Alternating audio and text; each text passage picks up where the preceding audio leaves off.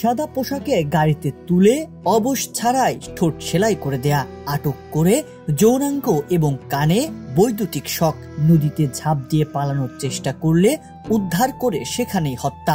গুমের শিকার কাউকে নিশ্চিহ্ন করে দিতে মৃতদেহ রেখে দেয়া হতো রেল লাইনে, আবার ভুক্তভোগীকে ফেলে দেয়া হতো চলন্ত গাড়ির সামনে।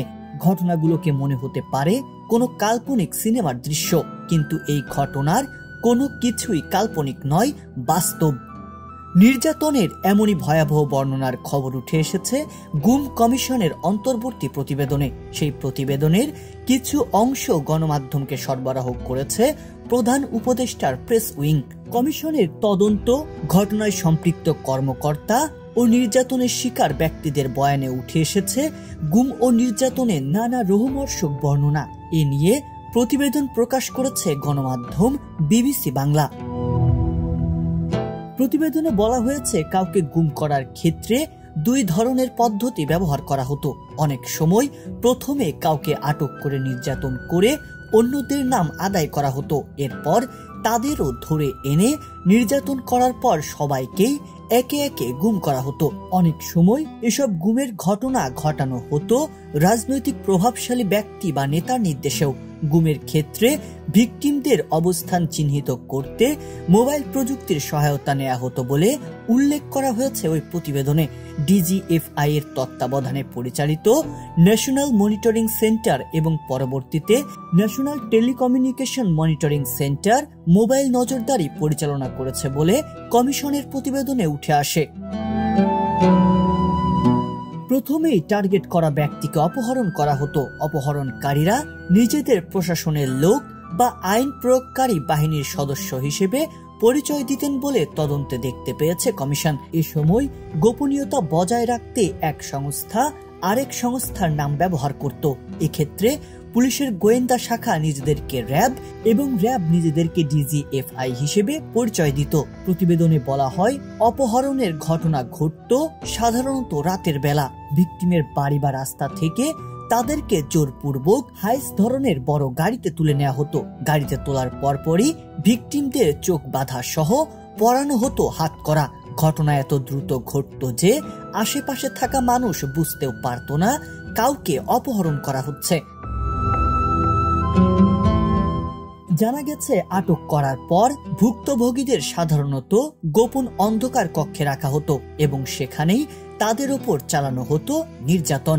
আটকের সময়কাল কখনো 48 ঘন্টা থেকে কয়েক সপ্তাহ, এমনকি কয়েক মাস পর্যন্ত গড়াতো।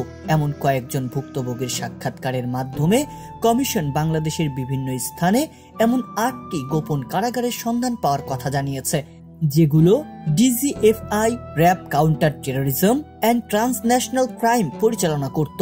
আটক অবস্থায় ভুক্তভোগীদের ওপর নানাবিধ শারীরিক ও মানসিক নির্যাতনের বর্ণনা প্রতিবেদনে উঠে এসেছে। সাধারণত র্যাব ও ডিজিএফআই এর বিভিন্ন স্থাপনায় এসব নির্যাতনের সব বন্দোবস্ত থাকলেও সেনাবাহিনীর পরিচালিত বন্দিশালাগুলোয় নির্যাতনের জন্য বিশেষ যন্ত্রপাতি ব্যবহৃত হতো, যার মধ্যে ছিল সাউন্ডপ্রুফ কক্ষ এবং শারীরিক ও মানসিক নির্যাতনের জন্য ডিজাইন করা বিভিন্ন যন্ত্র। গুমের শিকারদের বেশিরভাগ সময় মেরে ফেলা হতো, না হলে অপরাধী হিসেবে বিচার ব্যবস্থায় সোপর্দ করা হতো। অধিকাংশ ক্ষেত্রে ভিকটিমদের মাথায় গুলি করে মেরে ফেলা হয়। এরপর মৃতদেহ সিমেন্টের ব্যাগের সাথে বেঁধে নদীতে ফেলে দেওয়া হতো যেন মৃতদেহ ডুবে যায়। কমিশনের প্রতিবেদনে বলা হয়, এসব কিছুর পেছনে একটাই উদ্দেশ্য ছিল ভিকটিমদের নির্মূল করা এবং লাশ এমনভাবে সরানো যেন সেগুলো পুনরুদ্ধার বা শনাক্ত করা না যায়। বাংলাদেশে গুমের ঘটনা শুধু অভ্যন্তরীণ সমস্যাই নয়, বরং আন্তর্জাতিক চক্রান্তের অংশ। বিশেষ করে ভারতীয়দের জড়িত থাকার কথা কমিশনের প্রতিবেদনে উঠে এসেছে। এর প্রমাণ মিলেছে সুখরঞ্জন বালি এবং বিএনপি নেতা সালাউদ্দিন আহমেদকে গুমের পর ভারতে স্থানান্তরের ঘটনা। এছাড়া বিএনপির জাতীয় স্থায়ী কমিটির প্রয়াত সদস্য সালাউদ্দিন কাদের চৌধুরীর ছেলে হাম্মাম কাদের চৌধুরী তার বন্দিশালায় হিন্দি ভাষার লোকদের কথা শোনার কথা কমিশনকে জানিয়েছেন। তবে যারা গুম হওয়ার পর ফিরে এসেছেন তাদের সাক্ষাৎকারের মাধ্যমে আরো নানা তথ্য পাওয়ার কথা জানিয়েছে কমিশন। কমিশনের পরিসংখ্যান অনুযায়ী গুমের শিকারদের মধ্যে ৭৩% আবার জীবিত ফিরে এসেছেন, তবে ২৭% এখনো নিখোঁজ। ফিরে আসা ভুক্তভোগীদের অনেকেই জানিয়েছেন গুম, নির্যাতন ও বন্দি রাখার পর তাদের বিরুদ্ধে মামলা দেয়া হয়েছে। এর মধ্যে রয়েছে সন্ত্রাসবাদ, অস্ত্র আইন, বিশেষ ক্ষমতা আইন বা ডিজিটাল সিকিউরিটি আইনের অধীনে বিভিন্ন মামলা।